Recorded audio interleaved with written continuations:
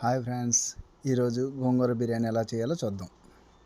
ముందుగా ఆయిల్ పోసి మసాలాలు వేసి ఉల్లిపాయ పచ్చిపిచ్చేసి బాగా బ్రౌన్ కలర్ వచ్చేదాకా వేపుకోవాలి. అలా వేగిన తర్వాత అల్లం వెల్లుల్లిపాయ పేస్ట్ వేసి మళ్ళీ పచ్చివాసన పోయేదాకా కదుపుకోవాలి. తరువాత పసుపు, కారం, ధనియాల పొడి, రుచికి సరిపడ్డట్టు ఉప్పు వేసుకోవాలి. అది బాగా వేగిన తర్వాత ఆయిల్ బాగా తెలిన తర్వాత టమాటా ప్యూర్ వేసుకోవాలి.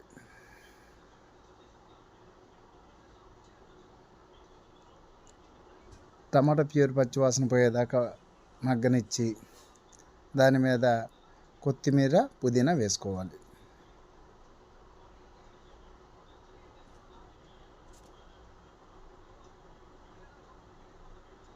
ఇది కూడా బాగా వేగిన తర్వాత ఇప్పుడు రైస్ ఒక డబ్బా వేసుకుంటే డబ్బాన్నర నీళ్ళు వేసుకోవాలి.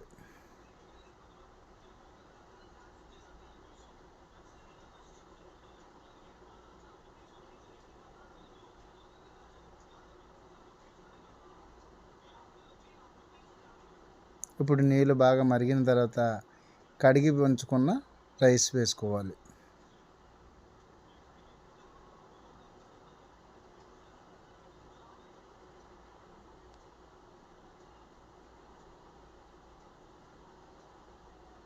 ఆ తర్వాత బిర్యానీ గరం మసాలా, జీలకర్ర పొడి వేసుకోవాలి.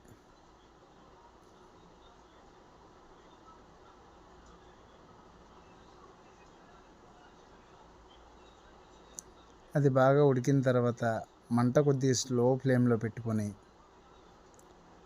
ఆల్రెడీ మనం కడిగి మగ్గబెట్టుకున్న గోంగూర పేస్ట్ దాంట్లో వేసుకోవాలి.